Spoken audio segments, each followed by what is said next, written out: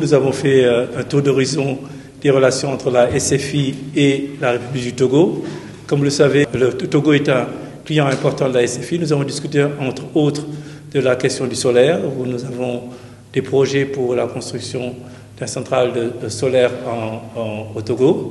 Nous avons discuté également de la question du secteur de la télécommunication. Comme vous le savez, le gouvernement a entrepris récemment des mesures importantes qui visent à améliorer la compétitivité de ce secteur. Et il s'agissait pour nous de réitérer notre volonté d'appuyer les autorités par des financements dans ce domaine. Il s'agit notamment de connexions par le câble sous-marin.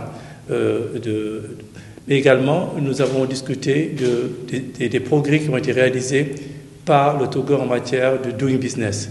Comme vous le savez, le Togo a été le pays qui a connu la progression la meilleure en Afrique en termes de classement du doing business.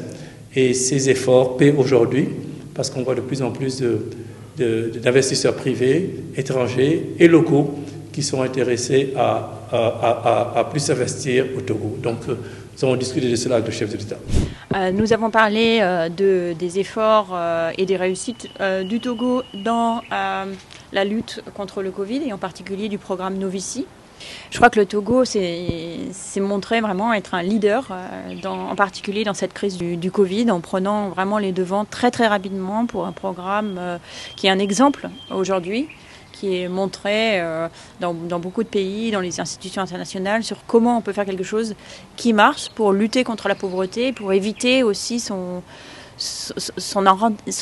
enracinement et son aggravation. Et donc, ce dont on a parlé un petit peu aujourd'hui, c'est aussi la capacité de l'exemple du Togo de servir aussi comme exemple aux pays de la région et de tout le continent.